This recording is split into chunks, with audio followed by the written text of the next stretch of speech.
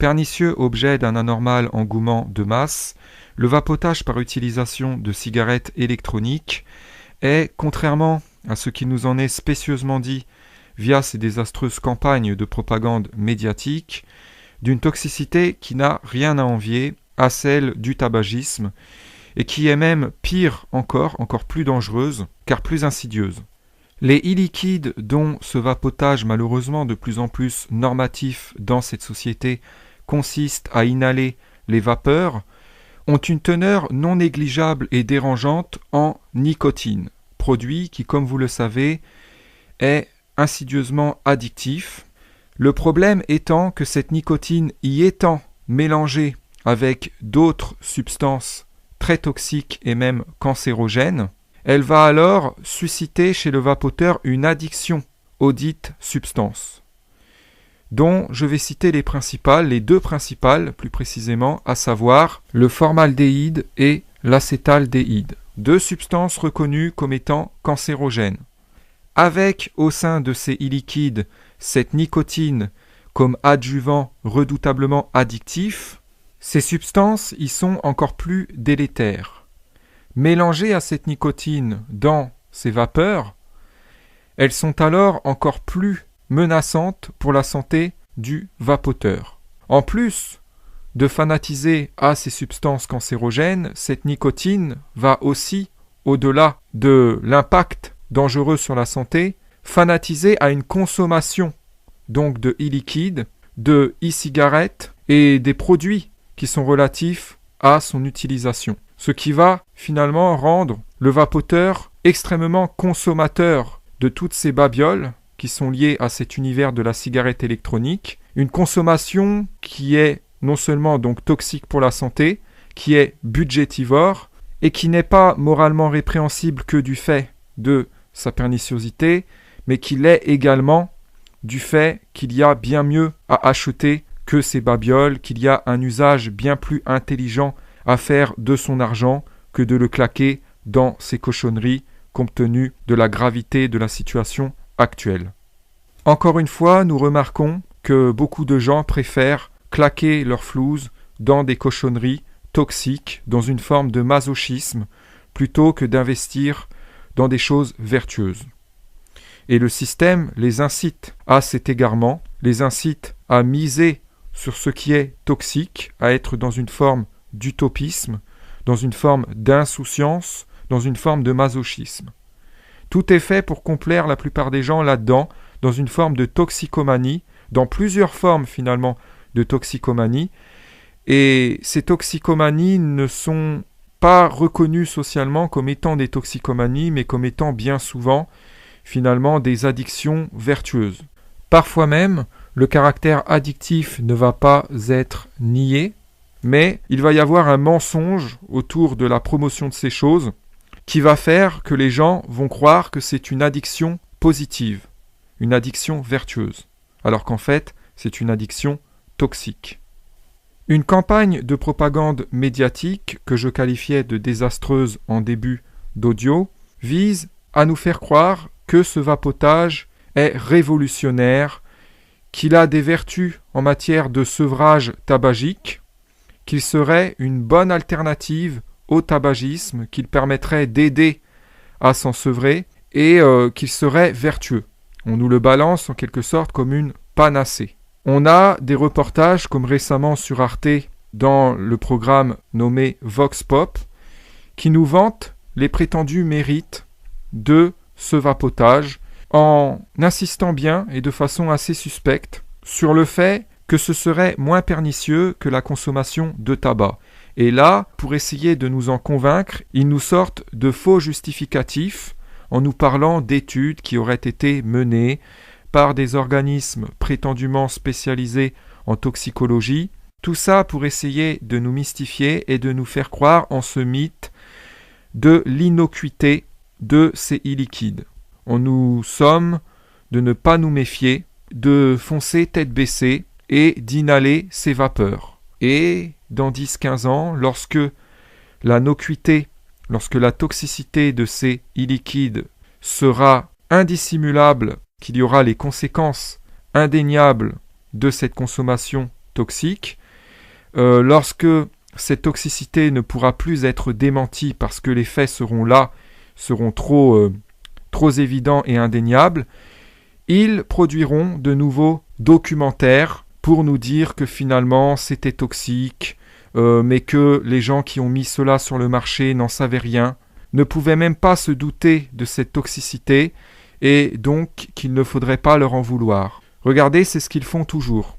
Une fois qu'un fléau qu'ils ont mis sur le marché a fait beaucoup trop de dégâts et que sa nuisibilité n'est plus couvrable, ils font ce genre de reportages, ils les diffusent largement médiatiquement pour essayer de conditionner les gens à ne pas s'en indigner, à se dire que finalement on ne pouvait pas en vouloir à ces gens qui ont validé ces produits et qui ont permis qu'ils soient mis sur le marché, pour que les gens restent finalement dans une confiance à l'égard de ces organismes qui donnent le feu vert pour la consommation de ces toxicités. Voilà.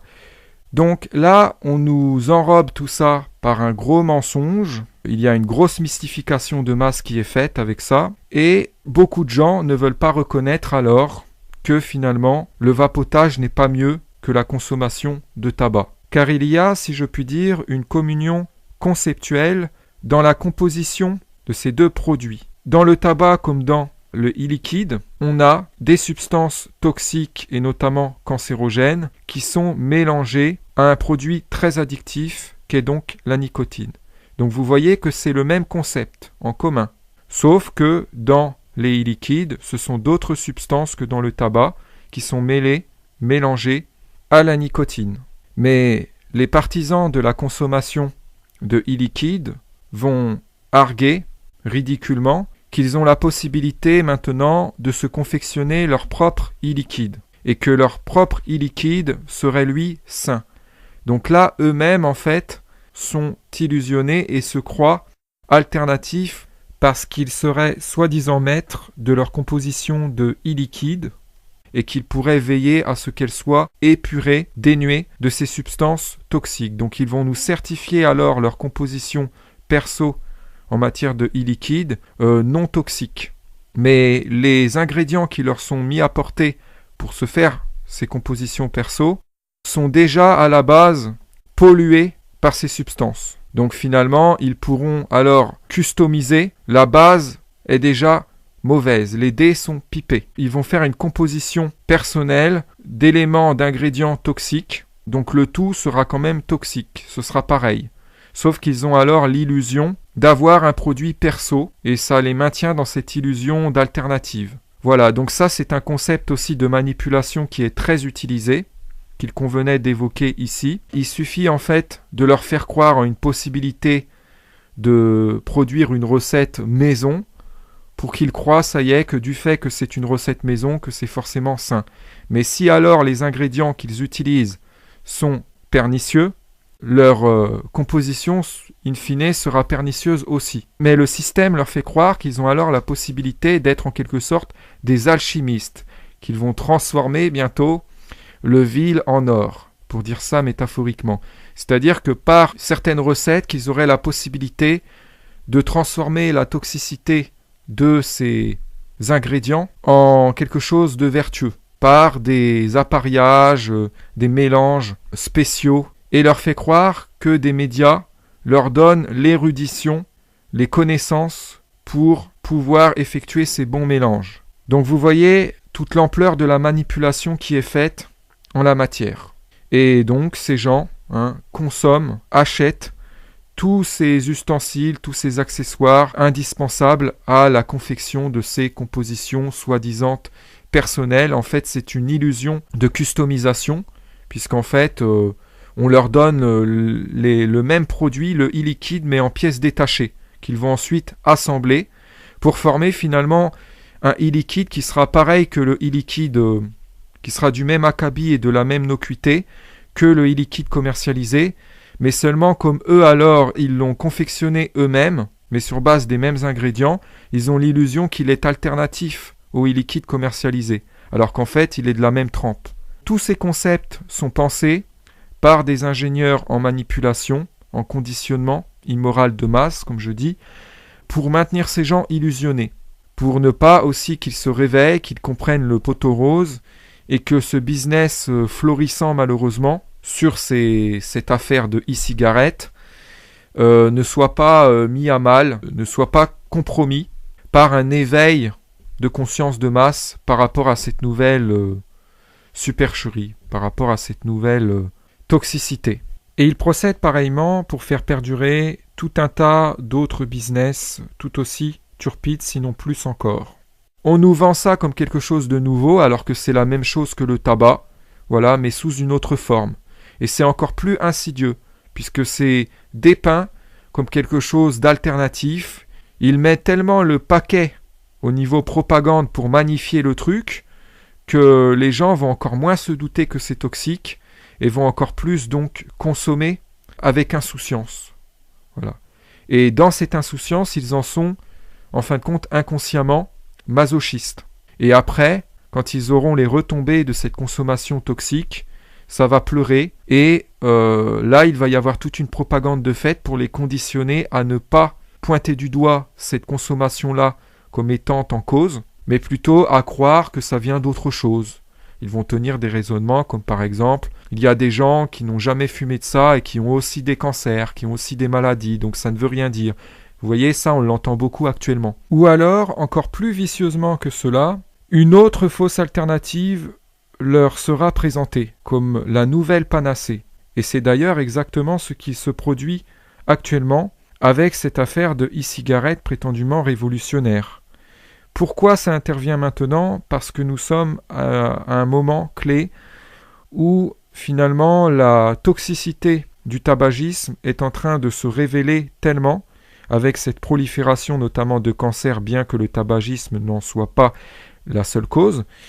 Donc du fait qu'il y ait ces conséquences indéniables, notamment du tabagisme qui sont là et qui ne peuvent pas être démenties, il consentent alors, d'une façon assez malsaine, à reconnaître finalement que le tabagisme est malsain, qu'il est mauvais, mais par contre, ils ne le font pas d'une façon morale, c'est pour mieux, en fin de compte, promouvoir quelque chose de tout aussi toxique. En l'occurrence, cette inhalation de vapeur, donc, émanant de ces e-liquides. Donc voilà, c'est toujours comme ça. En fin de compte, ils simulent vouloir avertir la masse au sujet d'un fléau, avec toute une toxicologie alors qui est faite, mais qui est finalement perversement intéressée, non pas pour vraiment aider à la santé publique, si je puis dire, hein, non pas pour prévenir les gens, non pas vraiment pour les détourner des fléaux, mais pour, en fin de compte, les amener à une addiction à d'autres toxicités, pour les maintenir, in fine, dans une forme de toxicomanie, pour les diriger vers une forme de toxicomanie qui est plus subtile que celle dans laquelle ils étaient avant, pour les maintenir finalement toxicomanes. Parce que cette toxicomanie de masse, elle rapporte beaucoup à ces plutocrates charognards qui ont fondé leur business, et donc par là aussi leur confort de vie, je dirais même leur confort de vice, sur ces addictions turpides de masse. Donc ils font tout pour les entretenir, et même pour les exacerber encore plus. Donc ils maintiennent des gens dans des addictions turpides, dans des addictions à des cochonneries, pour rentabiliser leur sale business notamment, et puis plus haut encore parfois, hein, par espèce de sadisme, dans leur côté charognard, vous voyez, qui consiste à faire du business sur le malheur d'autrui. Hein, y a des pervers qui aiment ça, hein, c'est horrible.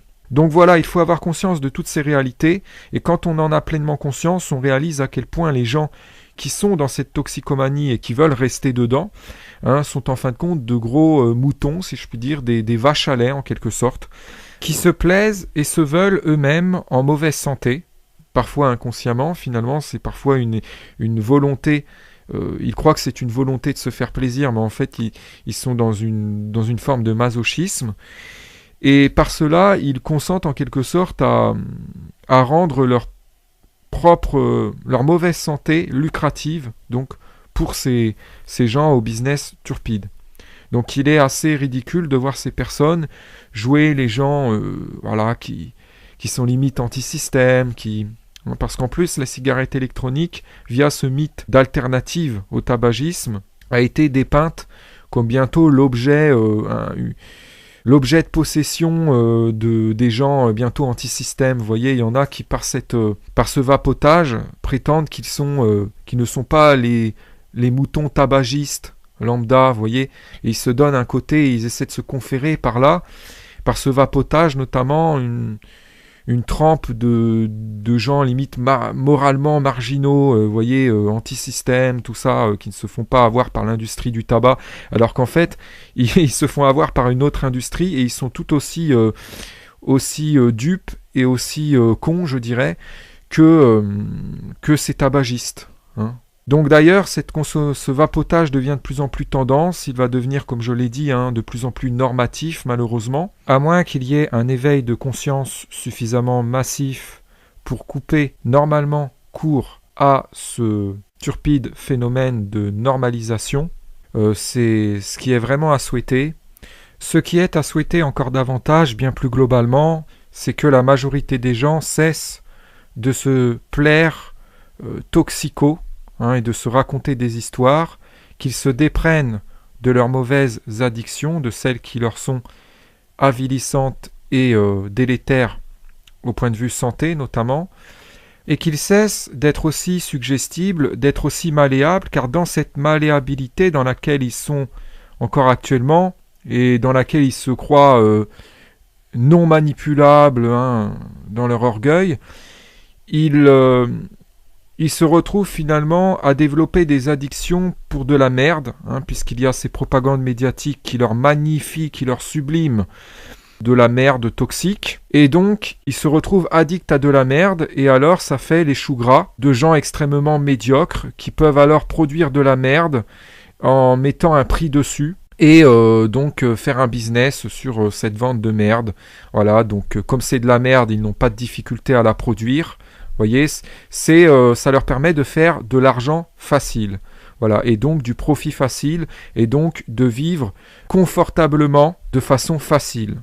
Et comme ce sont des gens qui n'ont pas de morale, ils n'ont pas de scrupules à faire ça, donc ils n'ont pas de problème de conscience qui viendrait entacher leur petit bonheur turpide, leur confort turpide, et quand bien même il leur arriverait par je ne sais quel miracle d'avoir le moindre scrupule, ils s'efforceraient de le taire illico, sous prétexte que ce serait de la folie de commencer à culpabiliser, de profiter du malheur d'autrui, de faire du fric sur de la maladie, vous voyez la démence de ces gens. Vous voyez à quel point tout est lié. Donc ce sont des gens finalement qui veulent se la couler douce ici-bas, sans trop se casser la tête, qui veulent récolter sans avoir à mériter, sans se démener, sans grands efforts. Donc ils se sont arrangés pour conditionner avec toute leur propagande, avec leurs médias, conditionner immoralement le plus grand nombre de gens possible, finalement à être addicts à de la merde. Ainsi, ils peuvent vendre leur daube, leur merde, la merde qu'ils produisent. Donc ce n'est pas difficile de produire de la merde, c'est beaucoup plus facile que de produire des choses de qualité. Et donc ainsi, ils peuvent faire du profit, générer des bénéfices, sans se fouler. Voilà. Donc ils ont fondé tout un système là-dessus, favorablement à leur profit facile. Et voilà, ils s'enrichissent toujours plus du fait de cette toxicomanie de masse qu'ils entretiennent. Donc ces gens nous veulent toxico et donc font tout pour qu'on le reste. Leur confort turpide de vice, je dirais, il est fondé sur la toxicomanie de masse. Donc s'il n'y a plus de toxicomanie de masse, ils sont cuits. C'est pour ça qu'ils font en sorte que la toxicomanie soit et demeure conventionnelle, totalement normative dans cette société, et que de facto la plupart des gens en viennent à considérer comme ridicules les gens qui ne sont pas toxicos. Effectivement, lorsque l'on refuse louablement, intelligemment de consommer ces substances toxiques, les e-liquides, le tabac, l'alcool, ou toute autre sorte de substances toxiques dont les consommations sont majoritairement et anormalement considérées comme relevant du socialement correct, on se fait ridiculiser, on passe pour des gens qui ne sont pas fun, qui ne savent pas se divertir, qui ne sont pas dans le truc, quoi. Et tout ceci est voulu, en fait, par ces gens qui profitent de cette toxicomanie de masse. Ils nous veulent en quelque sorte scatophiles toxicomanes. Voilà, ils nous veulent comme ça. Ils font tout pour nous conditionner à nous infatuer d'être scatophiles toxicomanes. Donc toutes leurs propagandes sont orientées en ce sens, visent à nous maintenir là-dedans, à nous rendre toujours plus infatués de toxicomanie. Parce que la toxicomanie de masse des gens et leur ardeur à vouloir finalement rester toxicomanes est synonyme pour eux de profit et de confort de vice. Voilà. Donc en ce sens, on comprend que finalement sortir de la toxicomanie, lutter contre elle, inciter les gens à en sortir aussi, c'est un acte de dissidence. Donc c'est pour ça aussi que les gens qui se prétendent dissidents mais qui sont toxicomanes ne sont pas crédibles du tout. D'ailleurs, au passage, il y a aussi de dérangeantes propagandes visant à dissidentiser aux yeux des gens des formes de toxicomanie. Donc vous voyez, c'est très pervers. Alors des gens vont croire que ces formes de toxicomanie relèvent de la dissidence, et j'en ai parlé tout à l'heure. Parmi eux, il y a des gens qui se croient dissidents en vapotant. Voyez comme ils sont pathétiques.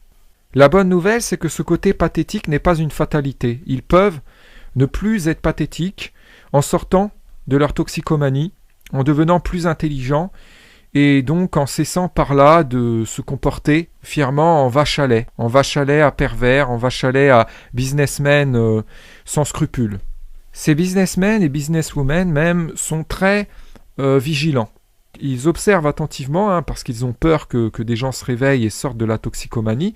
Donc ils surveillent attentivement et dès qu'ils constatent qu'il y a un petit mouvement qui commence à se créer, un mouvement d'insurrection contre la toxicomanie de non-toxicomanes, ils essaient finalement de le ridiculiser et de lui faire de l'ombre en lançant un mouvement de fausse insurrection contre la toxicomanie, qui va donc par exemple prendre la forme donc de ce prétendu anti-tabagisme par vapotage. Voyez ? Comme ça, les gens se redirigent vers ce mouvement-là et se croient alors sortis de la toxicomanie alors qu'en fait ils y sont toujours englués. Donc vous comprenez alors toute la mascarade de ce faux anti-tabagisme par vapotage. Vous comprenez pourquoi c'est magnifié par les médias, ces médias du système. Donc je vous exhorte à cogiter là-dessus en ayant bien conscience que cette même stratégie de maintien de la masse dans la toxicomanie est appliquée dans plein de domaines, dans plein de domaines.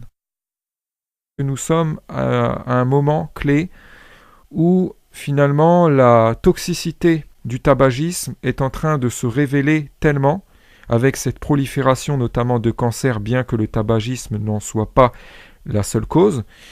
Donc du fait qu'il y ait ces conséquences indéniables, notamment du tabagisme qui sont là et qui ne peuvent pas être démenties, ils consentent alors, d'une façon assez malsaine, à reconnaître finalement que le tabagisme est malsain, qu'il est mauvais, mais par contre, ils ne le font pas d'une façon morale, c'est pour mieux, en fin de compte, promouvoir quelque chose de tout aussi toxique. En l'occurrence, cette inhalation de vapeur, donc, émanant de ces e-liquides.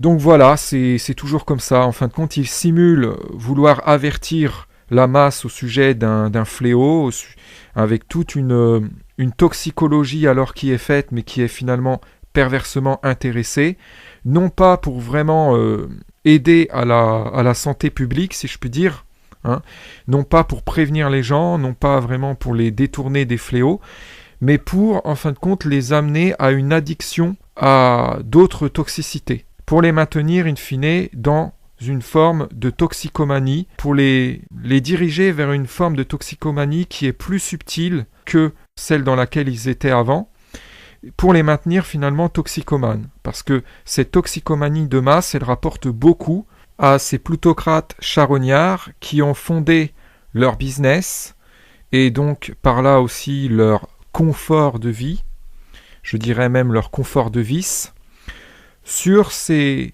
addictions turpides de masse.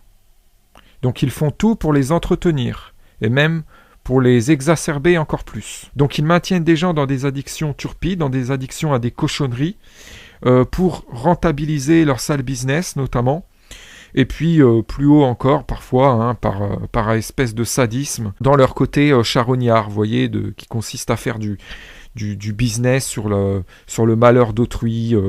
Hein, y a des pervers qui aiment ça, hein, c'est horrible. Donc voilà, il faut avoir conscience de toutes ces réalités, et quand on en a pleinement conscience, on réalise à quel point les gens qui sont dans cette toxicomanie et qui veulent rester dedans, hein, sont en fin de compte de gros moutons, si je puis dire, des vaches à lait en quelque sorte, qui se plaisent et se veulent eux-mêmes en mauvaise santé, parfois inconsciemment, finalement c'est parfois une volonté, ils croient que c'est une volonté de se faire plaisir, mais en fait ils sont dans une forme de masochisme, et par cela ils consentent en quelque sorte à rendre leur mauvaise santé lucrative, donc pour ces gens au business turpide.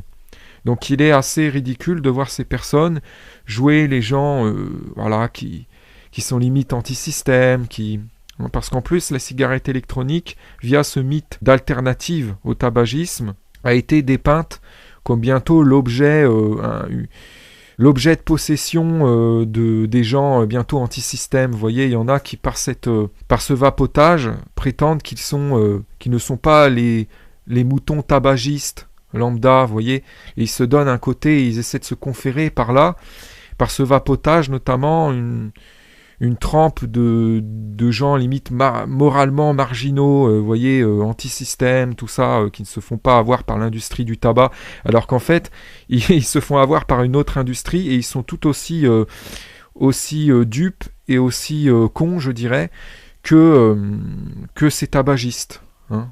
Donc d'ailleurs, cette pernicieux objet d'un anormal engouement de masse, le vapotage par utilisation de cigarettes électroniques est, contrairement à ce qui nous en est spécieusement dit via ces désastreuses campagnes de propagande médiatique, d'une toxicité qui n'a rien à envier à celle du tabagisme, et qui est même pire encore plus dangereuse, car plus insidieuse.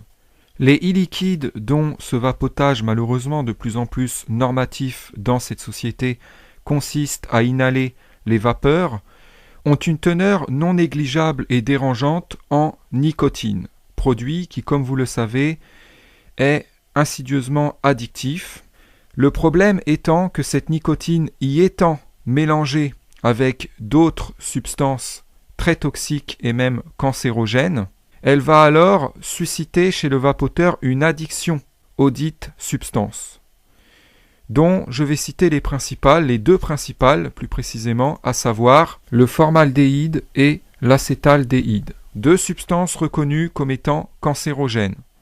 Avec au sein de ces e-liquides cette nicotine comme adjuvant redoutablement addictif, ces substances y sont encore plus délétères.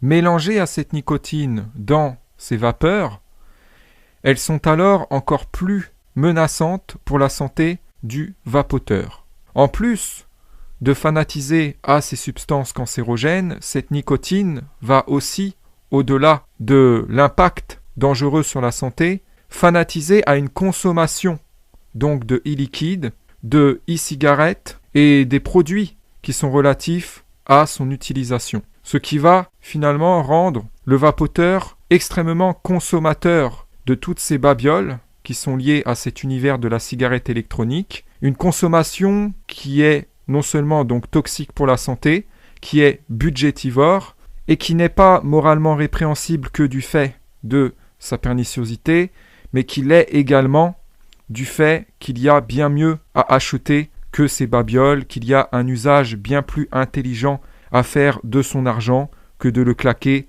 dans ces cochonneries compte tenu de la gravité de la situation actuelle. Encore une fois, nous remarquons que beaucoup de gens préfèrent claquer leur flouze dans des cochonneries toxiques, dans une forme de masochisme, plutôt que d'investir dans des choses vertueuses. Et le système les incite à cet égarement, les incite à miser sur ce qui est toxique, à être dans une forme d'utopisme, dans une forme d'insouciance, dans une forme de masochisme. Tout est fait pour complaire la plupart des gens là-dedans, dans une forme de toxicomanie, dans plusieurs formes finalement de toxicomanie. Et ces toxicomanies ne sont pas reconnues socialement comme étant des toxicomanies, mais comme étant bien souvent, finalement, des addictions vertueuses.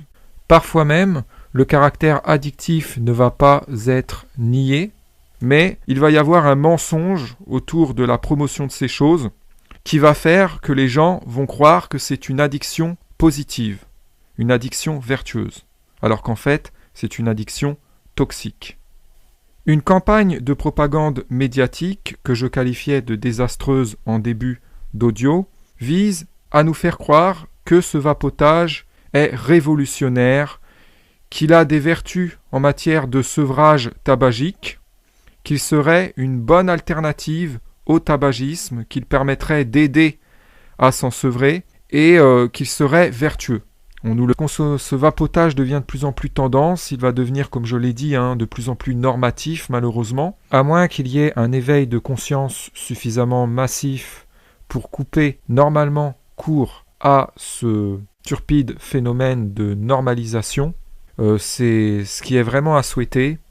Ce qui est à souhaiter encore davantage, bien plus globalement, c'est que la majorité des gens cessent de se plaire toxico et de se raconter des histoires, qu'ils se déprennent de leurs mauvaises addictions, de celles qui leur sont avilissantes et délétères au point de vue santé notamment, et qu'ils cessent d'être aussi suggestibles, d'être aussi malléables, car dans cette malléabilité dans laquelle ils sont encore actuellement, et dans laquelle ils se croient non manipulables dans leur orgueil, ils se retrouvent finalement à développer des addictions pour de la merde, puisqu'il y a ces propagandes médiatiques qui leur magnifient, qui leur subliment de la merde toxique, et donc ils se retrouvent addicts à de la merde, et alors ça fait les choux gras de gens extrêmement médiocres qui peuvent alors produire de la merde en mettant un prix dessus, et donc faire un business sur cette vente de merde.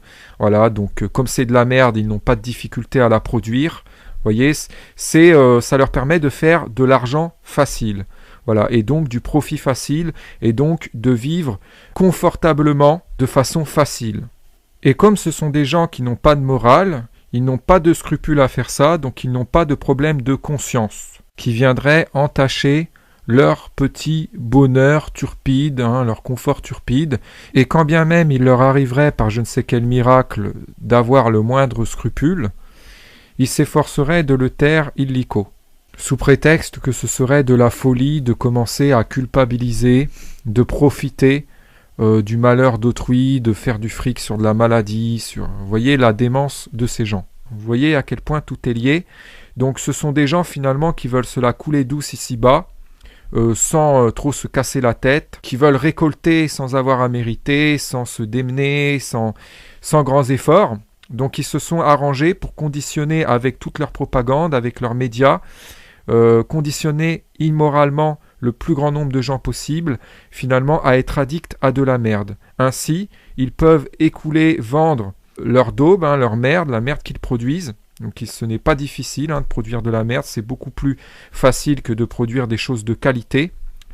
Et donc ainsi, ils peuvent faire du profit, générer des bénéfices sans se fouler. Voilà. Donc ils ont fondé tout un système là-dessus, favorablement à leur profit facile. Et voilà, ils s'enrichissent toujours plus du fait de cette toxicomanie de masse qu'ils entretiennent. Donc ces gens nous veulent toxico et donc font tout pour qu'on le reste. Leur confort turpide de vice, je dirais, il est fondé sur la toxicomanie de masse. Donc s'il n'y a plus de toxicomanie de masse, ils sont cuits. C'est pour ça qu'ils font en sorte que la toxicomanie soit et demeure conventionnelle, totalement normative dans cette société, et que de facto la plupart des gens en viennent à considérer comme ridicules les gens qui ne sont pas toxicos. Effectivement, lorsque l'on refuse louablement, intelligemment de consommer ces substances toxiques, les e-liquides, le tabac, l'alcool, ou toute autre sorte de substances toxiques dont les consommations sont majoritairement et anormalement considérées comme toxiques, donc le tout sera quand même toxique, ce sera pareil. Sauf qu'ils ont alors l'illusion d'avoir un produit perso, et ça les maintient dans cette illusion d'alternative. Voilà, donc ça c'est un concept aussi de manipulation qui est très utilisé, qu'il convenait d'évoquer ici. Il suffit en fait de leur faire croire en une possibilité de produire une recette maison pour qu'ils croient, ça y est, que du fait que c'est une recette maison, que c'est forcément sain. Mais si alors les ingrédients qu'ils utilisent sont pernicieux, leur composition, in fine, sera pernicieuse aussi. Mais le système leur fait croire qu'ils ont alors la possibilité d'être en quelque sorte des alchimistes, qu'ils vont transformer bientôt le vil en or, pour dire ça métaphoriquement.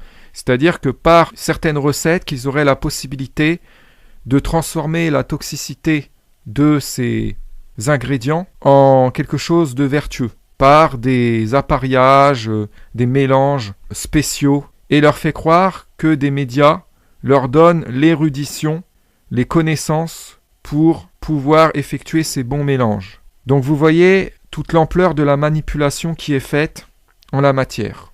Et donc ces gens consomment, achètent tous ces ustensiles, tous ces accessoires indispensables à la confection de ces compositions soi-disant personnelles. En fait, c'est une illusion de customisation, puisqu'en fait, on leur donne le même produit, le e-liquide, mais en pièces détachées, qu'ils vont ensuite assembler pour former finalement un e-liquide qui sera pareil que le e-liquide, qui sera du même acabit et de la même nocuité que le e-liquide commercialisé, mais seulement comme eux alors, ils l'ont confectionné eux-mêmes, mais sur base des mêmes ingrédients, ils ont l'illusion qu'il est alternatif au e-liquide commercialisé, alors qu'en fait, il est de la même trempe. Tous ces concepts sont pensés par des ingénieurs en manipulation, en conditionnement immoral de masse, comme je dis, pour maintenir ces gens illusionnés, pour ne pas aussi qu'ils se réveillent, qu'ils comprennent le poteau rose, et que ce business florissant malheureusement sur cette affaire de e-cigarette ne soit pas mis à mal, ne soit pas compromis par un éveil de conscience de masse par rapport à cette nouvelle supercherie, par rapport à cette nouvelle toxicité. Et il procède pareillement pour faire perdurer tout un tas d'autres business tout aussi turpides, sinon plus encore. On nous vend ça comme quelque chose de nouveau, alors que c'est la même chose que le tabac, voilà, mais sous une autre forme. Et c'est encore plus insidieux, puisque c'est dépeint comme quelque chose d'alternatif. Il met tellement le paquet au niveau propagande pour magnifier le truc, que les gens vont encore moins se douter que c'est toxique, et vont encore plus donc consommer avec insouciance. Voilà. Et dans cette insouciance, ils en sont, en fin de compte, inconsciemment, masochistes.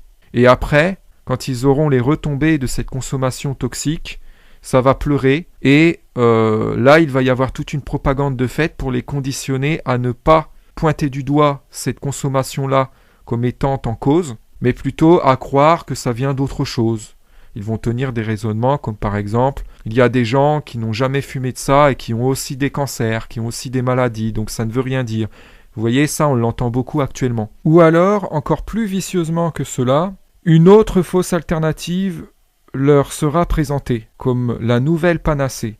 Et c'est d'ailleurs exactement ce qui se produit actuellement avec cette affaire de e-cigarette prétendument révolutionnaire. Pourquoi ça intervient maintenant ? Parce que balance en quelque sorte comme une panacée.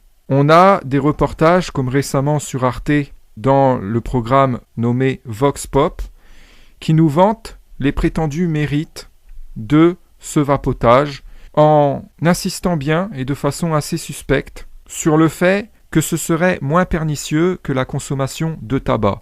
Et là, pour essayer de nous en convaincre, ils nous sortent de faux justificatifs en nous parlant d'études qui auraient été menées par des organismes prétendument spécialisés en toxicologie. Tout ça pour essayer de nous mystifier et de nous faire croire en ce mythe de l'innocuité de ces e-liquides.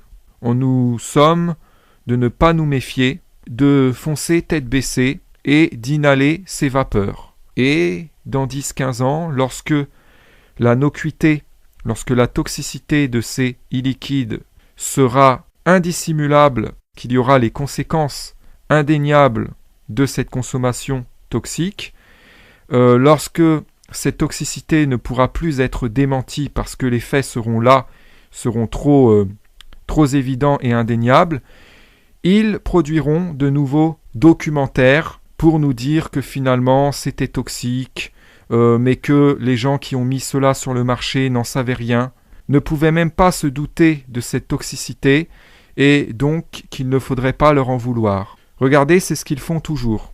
Une fois qu'un fléau qu'ils ont mis sur le marché a fait beaucoup trop de dégâts et que sa nuisibilité n'est plus couvrable, ils font ce genre de reportages, ils les diffusent largement médiatiquement pour essayer de conditionner les gens à ne pas s'en indigner, à se dire que finalement on ne pouvait pas en vouloir à ces gens qui ont validé ces produits et qui ont permis qu'ils soient mis sur le marché, pour que les gens restent finalement dans une confiance à l'égard de ces organismes qui donnent le feu vert pour la consommation de ces toxicités. Voilà. Donc là, on nous enrobe tout ça par un gros mensonge. Il y a une grosse mystification de masse qui est faite avec ça. Et beaucoup de gens ne veulent pas reconnaître alors que finalement, le vapotage n'est pas mieux que la consommation de tabac. Car il y a, si je puis dire, une communion conceptuelle dans la composition de ces deux produits. Dans le tabac comme dans le e-liquide, on a des substances toxiques et notamment cancérogènes qui sont mélangées à un produit très addictif qu'est donc la nicotine. Donc vous voyez que c'est le même concept en commun. Sauf que dans les e-liquides, ce sont d'autres substances que dans le tabac qui sont mélangées à la nicotine. Mais les partisans de la consommation de e-liquide vont arguer ridiculement qu'ils ont la possibilité maintenant de se confectionner leur propre e-liquide et que leur propre e-liquide serait lui sain. Donc là, eux-mêmes en fait sont illusionnés et se croient alternatifs parce qu'ils seraient soi-disant maîtres de leur composition de e-liquide et qu'ils pourraient veiller à ce qu'elle soit épurée, dénuée de ces substances toxiques. Donc ils vont nous certifier alors leur composition perso en matière de e-liquide non toxique. Mais les ingrédients qui leur sont mis à portée pour se faire ces compositions perso sont déjà à la base pollués par ces substances. Donc finalement, ils pourront alors customiser. La base est déjà mauvaise. Les dés sont pipés. Ils vont faire une composition personnelle d'éléments, d'ingrédients toxiques